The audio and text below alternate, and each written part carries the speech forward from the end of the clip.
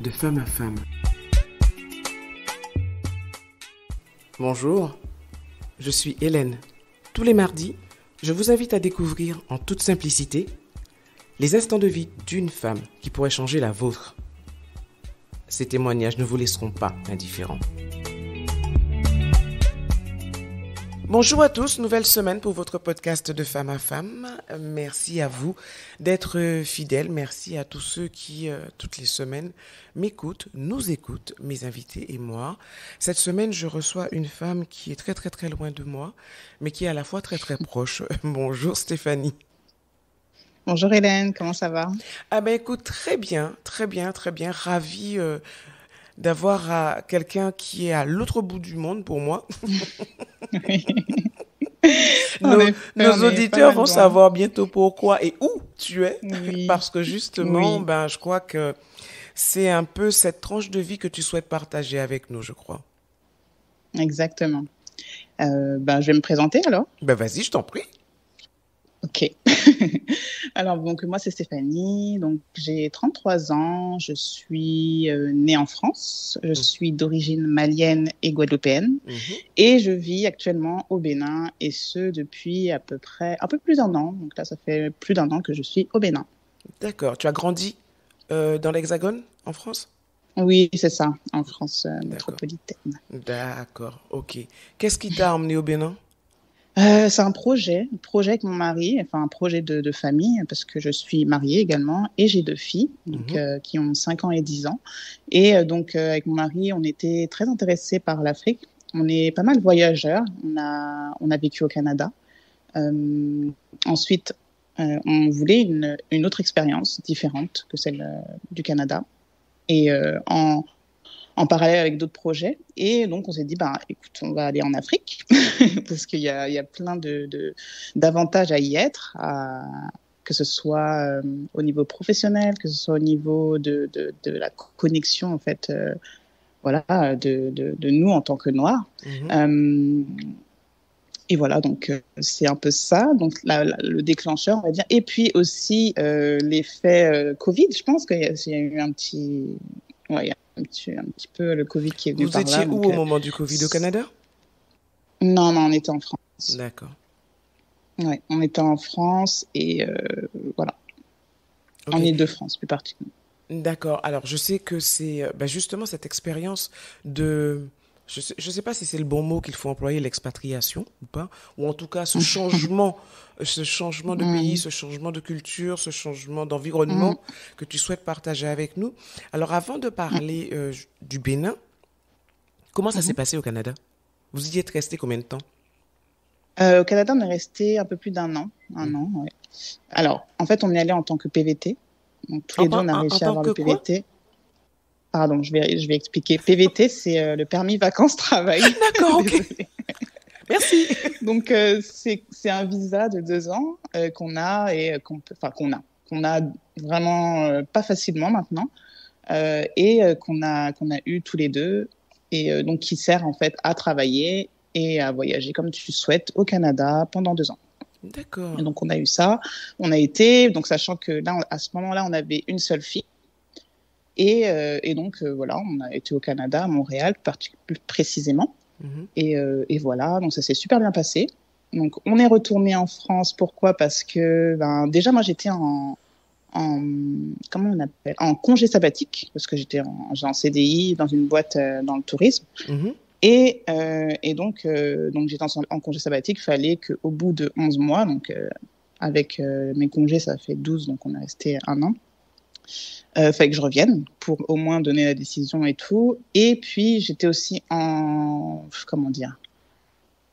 le licenciement économique, mais sous forme de... Comment on appelle ça? À la rupture conventionnelle? Non, c'est pas une rupture conventionnelle, c'est un plan de départ. Donc là, voilà. Donc, il y avait tout ça. Donc, il fallait absolument que je rentre. Et surtout, j'étais enceinte de ma 2e fille. Et donc, je voulais accoucher en France. D'accord. Voilà l'histoire. Ok, d'accord, ok. Et donc, sitôt bébé arrivé, voilà. Ça a recommencé à gratouiller un peu le corps de tout le monde et on s'est dit, waouh, il faut qu'on reparte. Ouais, ça fait pas ça, c'est ça. Entre-temps, j'ai accouché, j'ai profité d'elle, je me suis formée également, j'ai profité pour me former. Et voilà, après, on est parti. On Pourquoi est le Bénin? parti. Pourquoi le Bénin? En fait, on voulait. Moi, je suis d'origine malienne et guadeloupéenne. Donc, Mhm. Oui, je pouvais justement, c'est très pour bien aller ça au que je Mali. me suis dit, pourquoi pas le Oui. Mali? Mm. Bah, déjà, on avait plusieurs critères. Je voulais pas forcément aller au Mali parce que je trouve pas ça si facile que ça que de s'expatrier, hein, dans son pays d'origine, Mhm. sachant que ouais, voilà, je voulais pas forcément. Voilà. C'était un choix déjà assez, il était là, quoi. Mhm. Et bon, on avait d'autres critères avec mon mari, c'était des choses tout bêtes, comme on voulait la mer. Au Mali, il n'y a pas la mer. On voulait en fait, et on voulait aller en terre inconnue, tu vois. Nous, D'accord, on aime ok. ça, l'aventure. La On connaissait découverte. personne. Voilà, exactement. Voilà, en terre inconnue, c'est ça. D'accord, donc le Bénin.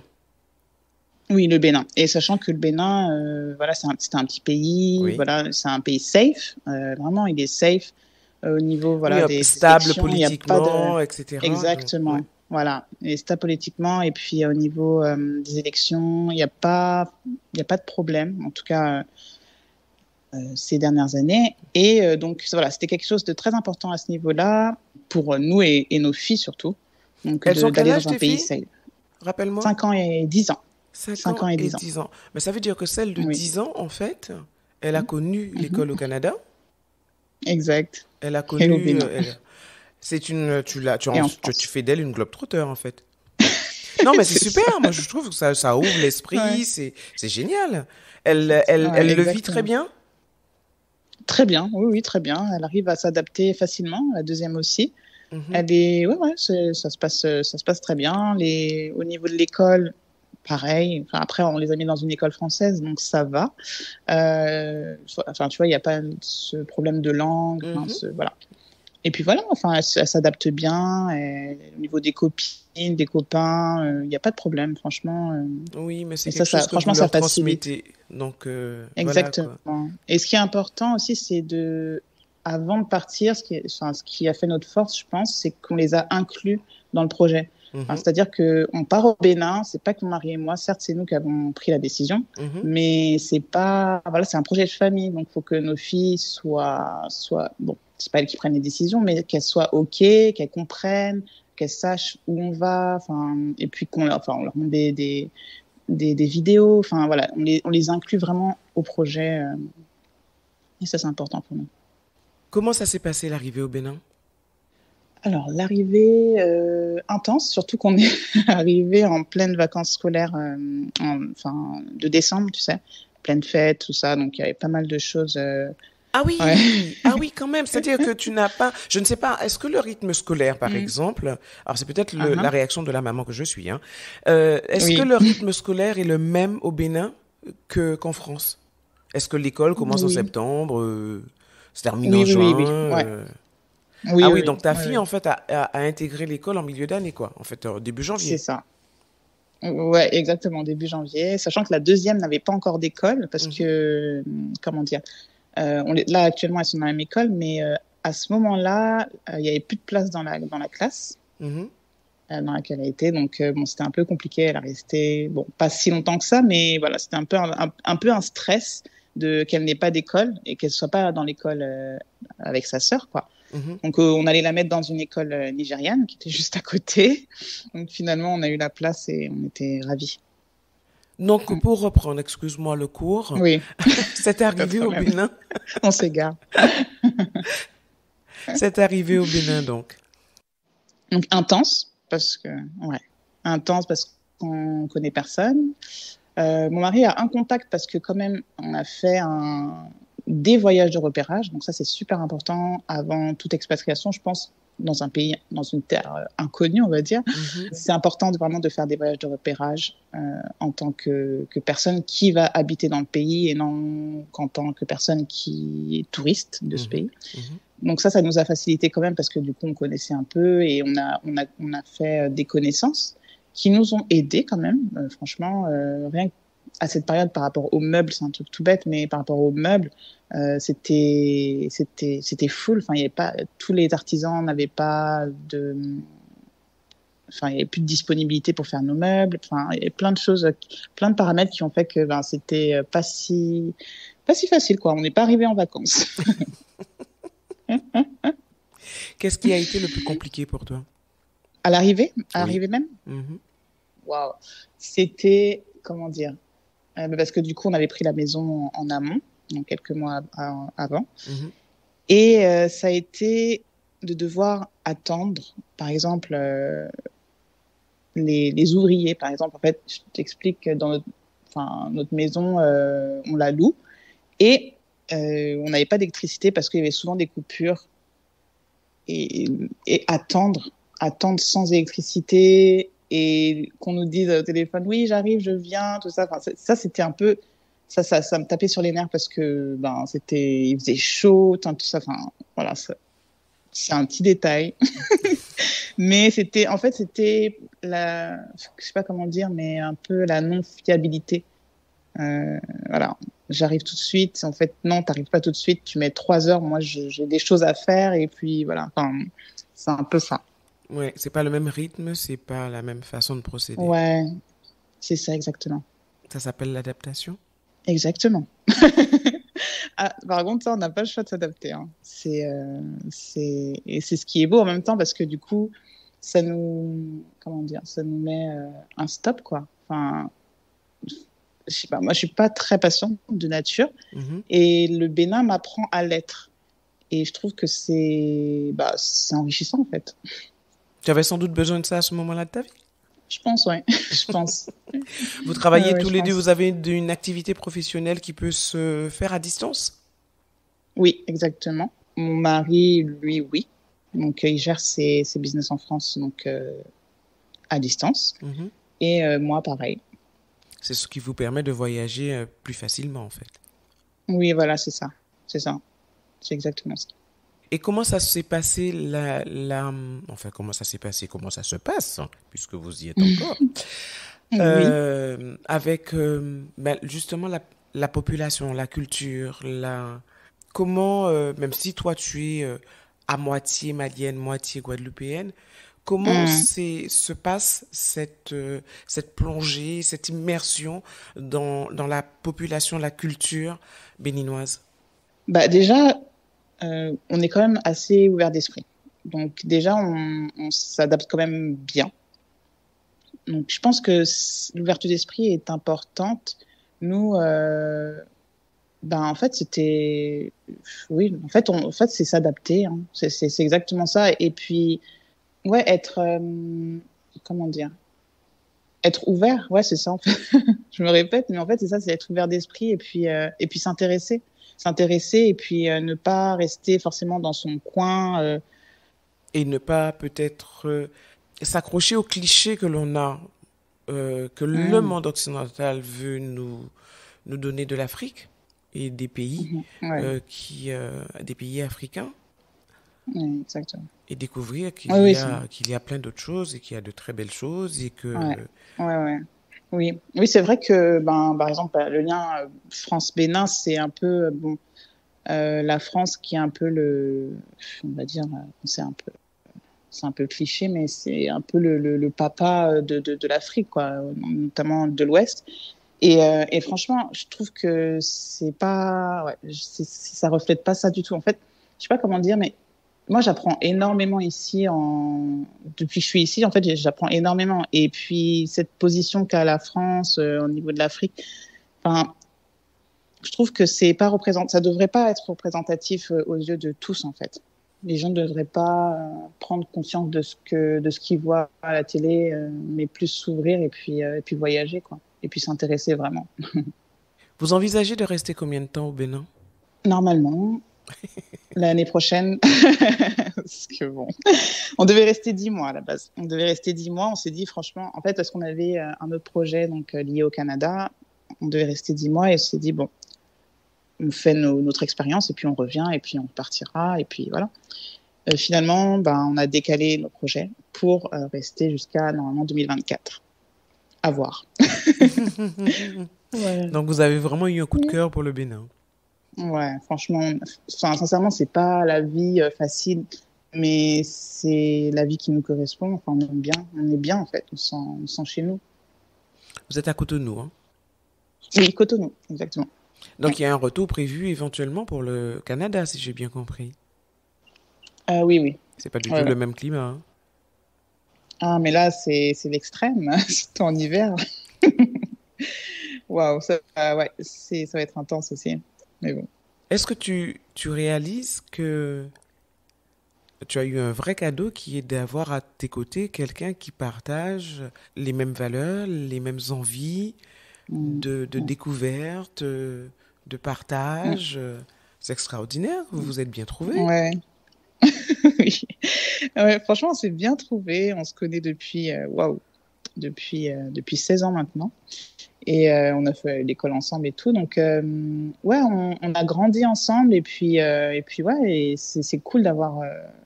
C'est vraiment cool d'avoir quelqu'un qui a le même état d'esprit que soi. Et même qui nous pousse également à aller toujours plus loin. Et puis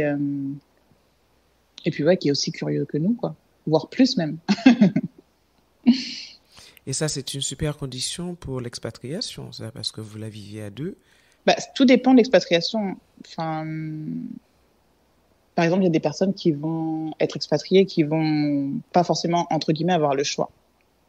Mhm. C'est-à-dire que voilà, il peut y avoir des personnes qui sont dans une boîte. Bon, il faut que tu aies fait une mission en Afrique, t'as pas le choix. Donc, ils embarquent toute la famille et puis voilà. Il y en a qui le subissent. Nous, on l'a choisi et puis ouais. Donc, je pense que ça dépend. Quels sont les conseils que tu donnerais pour bien préparer son expatriation? Pour bien préparer l'expatriation, déjà, c'est de surtout pas partir pour fuir les problèmes. C'est-à-dire que si tu as des problèmes et que tu te dis, bon, je vais partir, comme ça ira mieux. Par exemple, tu as des problèmes en France, quels qu'ils soient, et puis que tu fuis, en fait. C'est vraiment de la fuite. Ça, je pense que c'est à éviter, pardon. Il y a aussi bien se préparer. Bien se préparer parce que, oui, j'ai beau être africaine, noire, ça me fait pas de moi une béninoise. Absolument. J'ai pas la culture. Ouais, je viens ouais, en découverte, quoi. C'est une découverte totale et une culture totalement différente et puis une histoire différente. Donc voilà. Donc bien se préparer, donc faire des voyages de repérage. Ça, c'est super important. Se préparer financièrement aussi. La préparation financière, justement, elle se traduit comment? Tout dépend des conditions dans lesquelles tu viens, en fait. Si, bah, pareil, hein, si tu viens en tant qu'expat, enfin, comment dire, oui, expat, c'est-à-dire une boîte qui vient, qui prend en charge, en fait, ton expatriation, bon, tu sais que t'es assuré quand même à ce Oui, c'est plus niveau-là. simple. C'est plus simple que comme Oui, vous, des exactement. personnes qui êtes indépendantes. Oui, exactement. Donc, cette préparation, elle peut se faire sous toutes les formes, c'est-à-dire que on peut très bien aussi prendre un emploi à distance pour le Bénin. Enfin, tu peux très bien chercher un emploi ici Mhm. ou sur place, faire marcher ton réseau, pardon, ou sinon travailler à distance et voilà, avoir quand même des ressources régulières et financières régulières, pardon. Il y a un point sur lequel tu insistes aussi, parce que tu en avais parlé un petit peu en avant, c'est Mhm, se donner les moyens d'aller sur place mhm, pour voir en amont, pour voir un mhm. peu, découvrir, avec un regard de personne qui va y vivre et non un regard de touriste. Exact.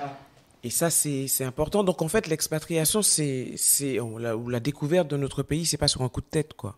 Non, non, non, non. Vraiment, ça se prépare. C'est rien que psychologiquement se dire que bon, on va quitter peut-être nos familles Mhm. déjà, nos amis. Enfin, il y a plein de choses qui se passent pendant que toi, t'es pas là. Et puis ça, faut être en accord avec ça.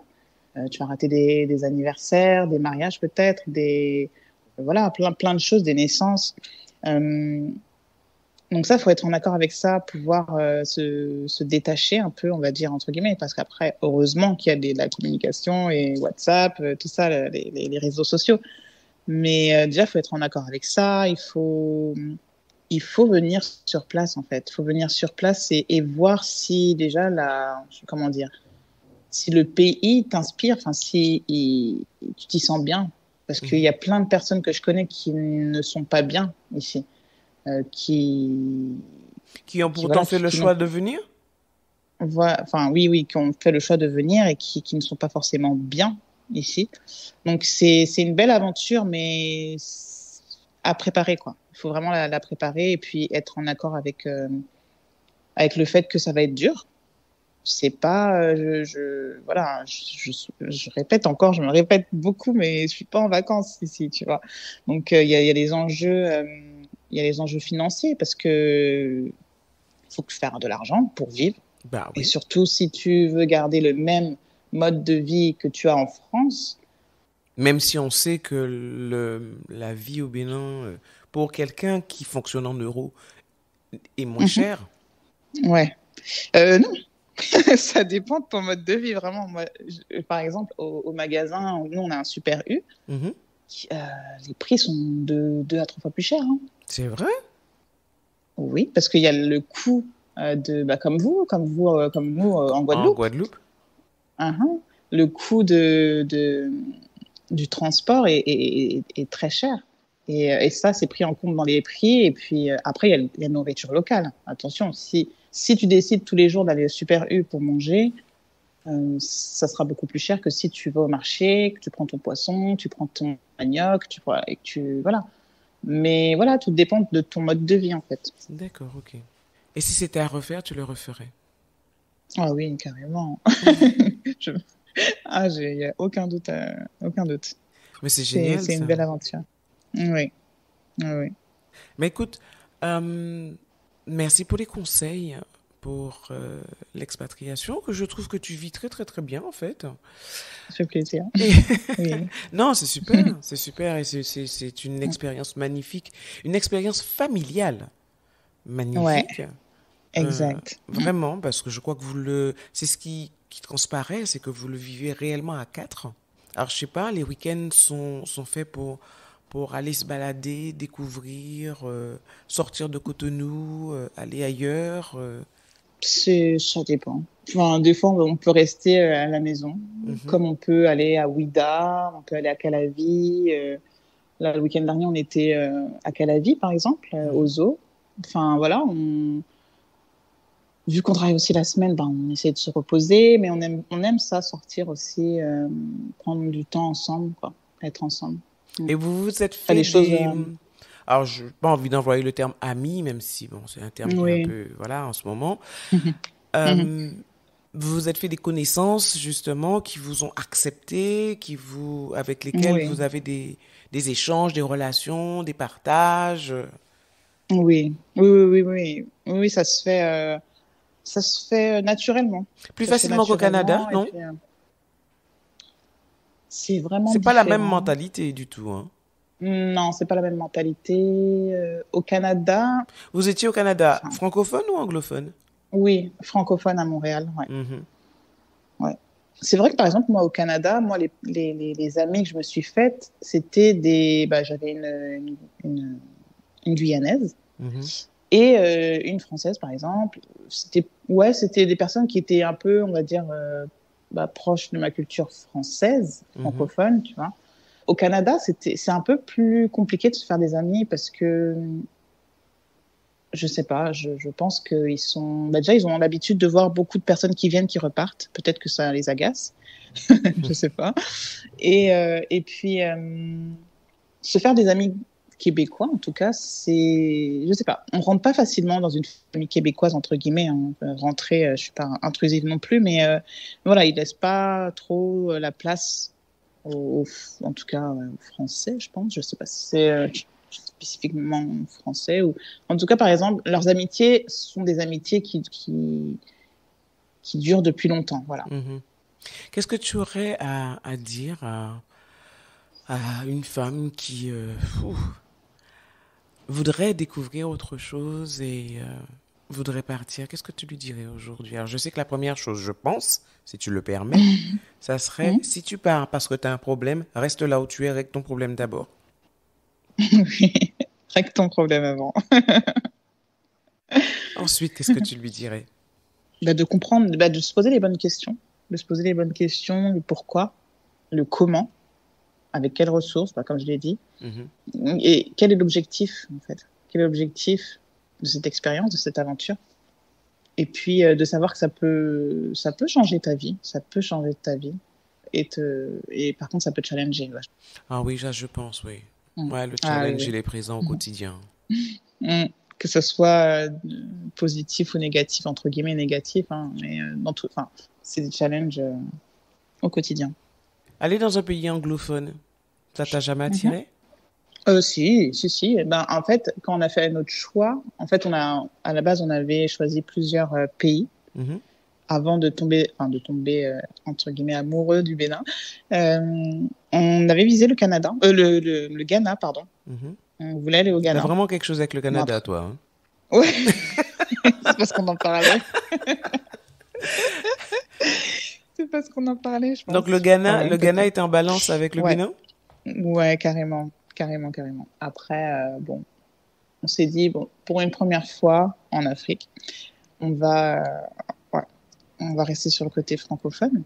Mais le Ghana faisait partie du top 1 à la base. Parce que c'est un challenge supplémentaire, le challenge de la langue. C'est ça. On aime les challenges, mais bon, faut aller doucement pour les enfants. Très sincèrement, je pense qu'ils s'adapteront plus vite que vous.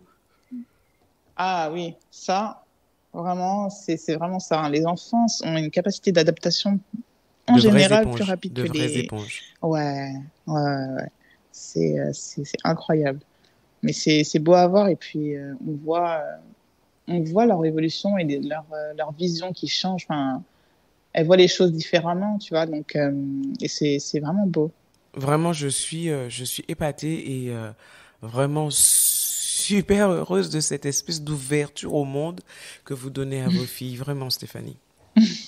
En tout cas, vraiment, merci d'avoir partagé cela avec nous, d'avoir partagé cette découverte du Bénin et ce quotidien challengeant que tu as. Oui. Parce que c'est au quotidien, je pense. Oui. Il y a toujours des surprises. C'est ça, exactement. Donc, Stéphanie ressortira de là beaucoup plus patiente, totalement zen. Exact. Mais tu en as certainement besoin pour les projets à venir. Oui. Oh oui. Oui. Ça m'aide vachement. Donc, voilà. En tout cas, vraiment, merci d'avoir partagé cette expérience avec nous, qui donnera certainement envie à d'autres femmes. Mais je répète, mesdames, Stéphanie l'a bien dit, ne partez pas pour fuir des problèmes. Vous réglez vos problèmes avant. Voilà. Non, c'est important. Je le dis sur le ton de la plaisanterie, mais c'est très important. Merci encore à toi, Stéphanie. Merci à toi, Hélène. Je vous souhaite beaucoup, beaucoup de petits et de grands bonheurs à ta petite famille. Et toi? C'est gentil. Merci. Et je te dis à très bientôt. Alors, le Canada, c'est 2024. Donc, 2 ans plus tard, ça fait 2026 pour un autre pays. Donc, d'ici là, on aura le temps de parler. Oui, okay. Oui, j'espère. J'espère bien aussi. Je te souhaite une excellente journée. Merci à toi aussi, Hélène. Bientôt. À bientôt, bye. Merci d'avoir été avec nous pour cette tranche de vie.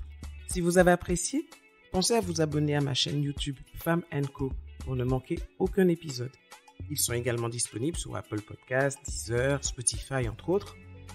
Alors likez, donnez un maximum d'étoiles, laissez vos commentaires et surtout partagez.